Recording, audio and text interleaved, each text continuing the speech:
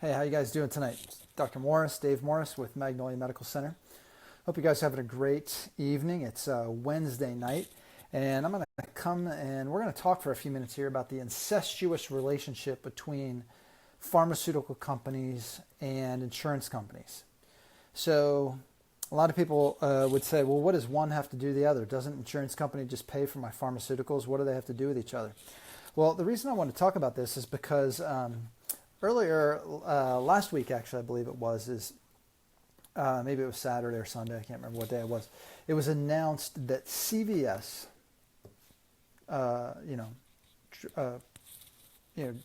pharmacy company, not a drug company, but they're a pharmacy, right?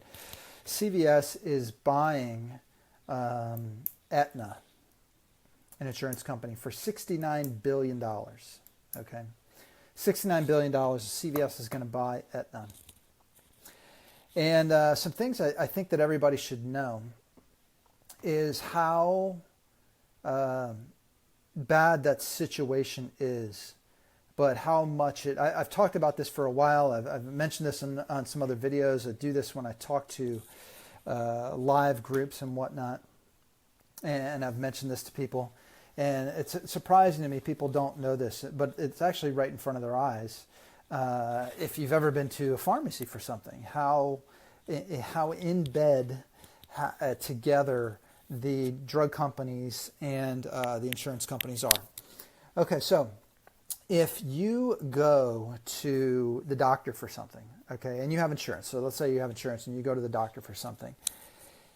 Well, that doctor has to do a couple things in order to make sure that he's going to get paid or to make sure that your service is covered, okay? So he has to figure out what's wrong with you, and then he has to communicate what's wrong with you to an insurance company in code form, okay? So he says, this is what's wrong with the patient. That's called an ICD code, which is International Classification for Diseases. So an ICD-10, we're in version 10 now. So he has to say what's wrong with you. And so his documentation, his evaluation of you has to demonstrate what's wrong with you. Then he has to, whatever he does with you, it has to be communicated to the insurance company as well in code form. And that's called a CPT code, a current procedural terminology. So he has to justify what he does in code form to the insurance company in order for him to get paid or in order for your service to be covered. Okay. Now, an insurance company can come back later on. They can come back to that doctor later on and say, we want to see your records. And if they think that anything's wrong with their doctor's records, they can ask for their money back from that doctor. All right. Now, totally fine, legitimate, whatever. That's the way it's been for years and years and years. Affordable Care Act changed some rules on that, but that's the way it's been. Okay, so the doctor has to justify what he does in code form to the insurance company. Now, most of the time, if you're going to go see a medical doctor or nurse practitioner in modern medicine, what's going to happen is you're going to walk away from that visit with a prescription for something, right? I mean, that's I can't even, it's some ridiculous percentage of the visits are going to result in a prescription being written for you for what you went in for.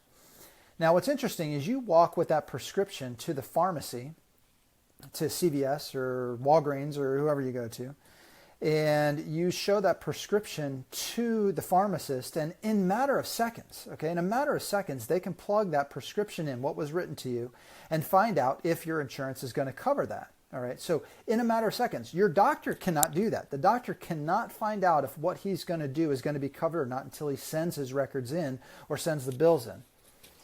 So he can't find that out in a matter of seconds. He's going to take a risk in saying, well, maybe they'll cover it, maybe they won't. All right, but the pharmacy can find out if it's going to be covered in 30 seconds or less. All right, so now what's interesting is the doctor can write you a prescription for whatever he wants, for whatever reason. All right, and as long as it's covered, there's no code for it. You get the idea, you see what I'm saying? Like, he doesn't have to justify why he wrote that prescription at all. The pharmacy doesn't have to justify anything to the insurance company, the reason that you were written that prescription. So the reason that was written for you does not have to be justified by the pharmacy to the insurance company. They have to prove nothing, and they cannot be audited for what they do. So the doctor can write a prescription for something that is totally wrong. It might be a wrong prescription from you. But as long as that computer says that it's covered, the insurance company will pay that pharmacy, and they know whether it's going to be paid in a matter of moments. And they're never audited for what they do. Now, they can be audited if it's a controlled substance, but not for payment. Okay? So essentially, the insurance companies are going to pay for those pharmacies for whatever reason under the sun. It doesn't matter why it's written. No justification has to be written for it. So the insurance companies and the drug companies are in bed together. Now, let's take this a little further. When you go to the doctor and the doctor says, well, I'm going to do an exam with you, and here's the reason why I'm going to do this exam with you. Now he gets paid, right? So you as the consumer, you as the patient, are going to get something from the insurance company called an EOB, which is an explanation of benefits. And what that's going to do is it's going to say what occurred at the doctor's office and what they paid and what they didn't pay. So you as the consumer are aware right away of what the insurance company paid for the visit to the doctor, all right? And the insurance company believed that that's a great check and balance for the fact that, oh, maybe the doctor didn't do something, but he billed for it. So it's a good check and balance, right? To say, oh, well, they went to the doctor and they got the service done. And you as a consumer say, wait a second, I didn't have that done. And you can call the insurance company and complain or say, wait a second, that wasn't right. He should be paid for that. But what do you never, ever, ever get in the mail after you're written a prescription? You never get an EOB, ever. You never get an EOB for a pharmaceutical product. You never get an EOB that says this is what we paid for the pharmacy product when you went to CVS to get that prescription filled. So you never see that. Do you think that that's by accident? Of course it's not by accident. You're not seeing it because the drug companies and the insurance companies do not want you to know how much they're paying and the insurance company is paying for those medications, because that might make you not want to take it, right? So that's completely hidden from you. It's expected that the doctor justifies everything, rightfully so. I'm not complaining about that. But that the pharmaceutical companies and the doctor has to justify nothing when it comes to the drugs themselves is absolutely absurd. And if you saw the EOBs, if you saw how much your insurance company was paying for the medications, you would be appalled. I mean, it's crazy amounts of money that are being paid for these drugs. So this is kind of important because you have to know that when CVS is buying Aetna, this has been going on for a while. This effort has been going on for a while to remove the doctor and remove the nurse practitioner from the equation of getting the patient to buy the medication. Okay? If they can eliminate the doctor out of that equation, you might go, how can they do that? Well, they're trying to do this, right? They're trying to make it. They've been trying to make it for a while that a pharmacist can actually refill a prescription without a doctor's consent. The drug companies have been lobbying for this for a long time. Drug companies pay more lobbyists per congressman than any other industry, all right? So the drug companies want to remove the doctor from the equation, all right? Why do you think that they've made it so hard for a doctor to see patients? They've made it so hard. The insurance companies will only pay them so much, so the doctor has to see a patient like every 5 or 8 minutes or so. I think the average in this country is 8-minute doctor visit. And if I'm not mistaken, if I heard it correctly, the patient will be interrupted by the doctor within 15 seconds of their visit because the doctor has no time to talk to them. All right. So you have an on average 8-minute visit, and you're going to be interrupted within 15 seconds, and the chances of you walking away with a script from that visit are huge. The doctors have no idea, and I'm not knocking every doctor here. The doctors they hate it as much as I do. The doctors, they can't stand it. But the doctors are taught zero nutrition. Heart disease, cancer, and diabetes, top 3 killers in this country. Heart disease, cancer, and diabetes are the top 3 killers in this country. All chronic diseases. All considered chronic health diseases. At the turn of the century, tuberculosis, typhoid fever, and pneumonia were the top 3 killers. All right, all acute diseases, not chronic. Now the chronic diseases are the top ones. And out of those chronic diseases, every single one of them can be reduced by 95% or better with diet and lifestyle advice and changes. 95%. Diabetes, the average cost right now, I'm going to get my calculator here so I'm not giving you a wrong number. The average cost right now in this country to manage a case of diabetes is $14,000 a year. Average patient is living 40 years. That is, I don't know if you could see that, that's $560,000 to manage a case of diabetes. Most expensive disease you can get because you can live a long time with it. Nobody wants to solve diabetes, all right? But it's been proven over and over and over again that 95% of all type 2 diabetes cases can be resolved completely with diet and lifestyle changes. But a doctor's not educated in lifestyle and diet changes. They're not educated. They're not required to take one class in nutrition to graduate medical school. Not one class. You have no schooling in nutrition to graduate medical school, yet 95% of all chronic disease could be resolved with lifestyle, diet, and environmental changes. Why would that be? Because the drug companies want drugs prescribed. They have no business if the drugs aren't prescribed. Now, I'm not against all drugs. That's not the point I'm trying to make here. I'm just saying that the vast majority of chronic disease and illness can be resolved with lifestyle and environment changes. Lifestyle, diet, environment, things like that. And when a patient goes to the doctor and the doctor says, well, listen, you could, you have high cholesterol, so you could lower your cholesterol by changing your diet and exercising, of which I really don't know much about, or you could take the statin drug. Now, as a consumer, as a patient, you might go, wait a second, changing my diet would mean I've got to shop differently and buy more expensive food. I've got to cook differently, and I've got to spend more time in the kitchen and exercise. Wow, I really feel like the statin drug is the way to go. What they're not telling you is taking statin drugs, according to Journal of Neurology, I believe it was, in 2002, it has a 1,600 times greater risk of someone developing neuropathy from that. So by taking the statin drug, the drug company that makes a statin drug is actually putting money into the pocket of the drug companies that make Neurontin and gabapentin and Lyrica. All right. Now, the doctor doesn't really look at it this way. He's got 8 minutes to see you because he's got to go on to see the next person. He doesn't look at it that way. He's got no education in helping you with diet.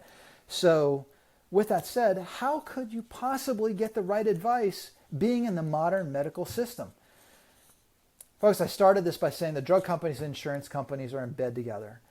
If you're not aware of what your, sorry, I had a call come in there.